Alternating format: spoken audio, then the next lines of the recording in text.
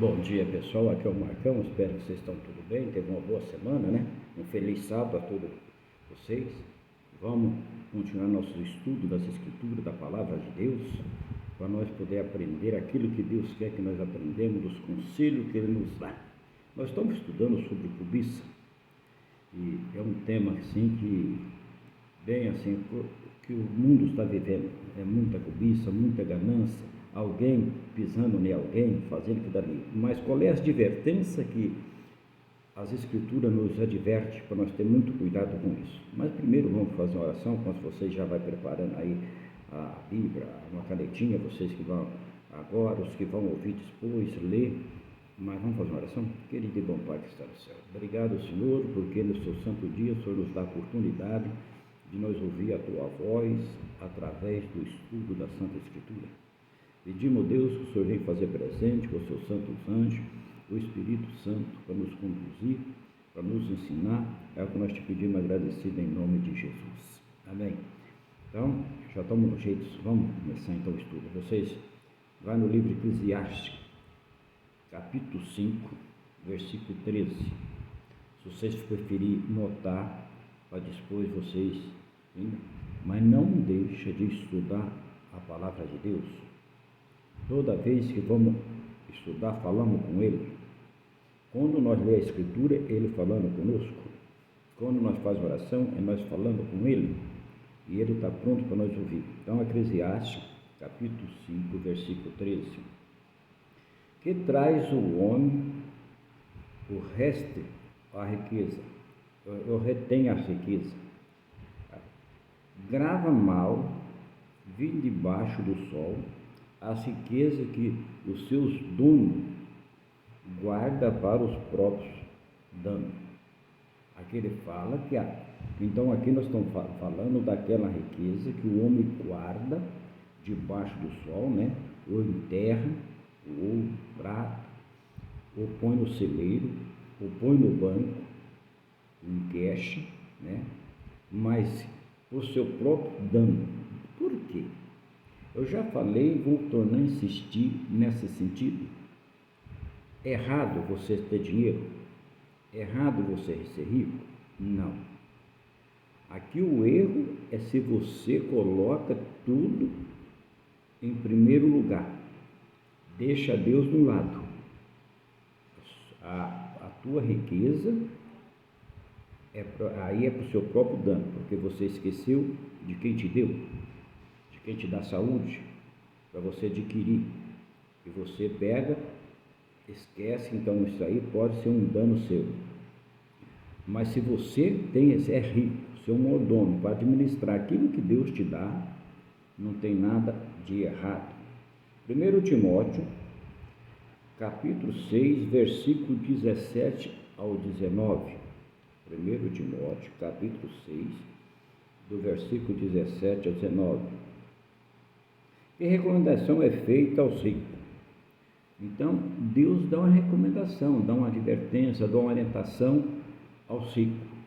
E ele fala assim: exalta os ricos do presente século, que não seja orgulhoso, nem deposite a sua esperança na estabilidade da riqueza, mas em Deus, que de tudo nos proporciona ricamente para nos aproximar o que pratica o bem, seja rico de boas obras, generoso em dar, pronto a repartir, que acumule para si mesmo tesouro sólido, fundamento para o futuro, a fim de ser o poderosamente da verdadeira vida.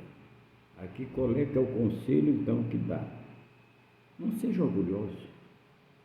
Tem gente que é muito orgulhoso porque ele tem e o outro não tem.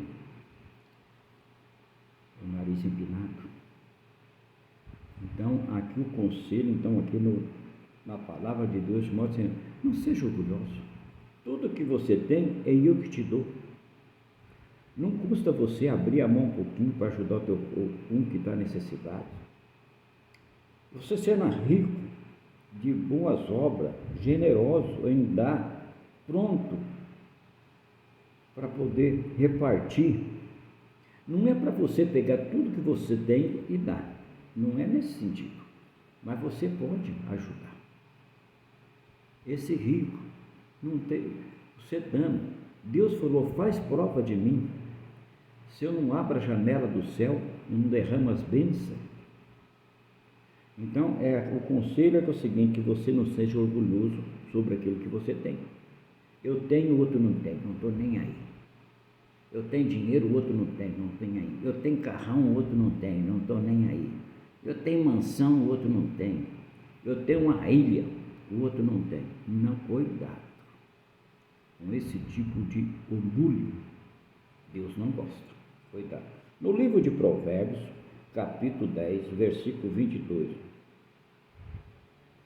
Quem é que enriquece e se acrescenta dores? Assim, ó. As bênçãos do Senhor enriquece e com ela não traz desgosto. As bênçãos do Senhor, Deus te dá a riqueza. Você enriquece e com ela não traz desgosto, porque são bênçãos. Você recebeu honestamente. E quando tem aquela riqueza ilícita, ela pode trazer desgosto no futuro. Tem muita gente que não mede as consequências para poder adquirir as coisas. E depois perde e fala assim, não fui abençoado, eu tinha, me tiraram tudo. Mas que jeito que você conseguiu? Conseguiu porque Deus te deu? Ou conseguiu porque você esforçou para ter aqui dali? E não é isso. As bênçãos de Deus, ela não traz desgosto na tua vida. E não é pecado você ter as coisas, de jeito nenhum. Desde a hora que primeiro é Deus, depois são as tuas coisas. No livro ainda de Provérbios, capítulo 22, no versículo 4, assim, como se obtém as verdadeiras riquezas? Como obtém as verdadeiras riquezas?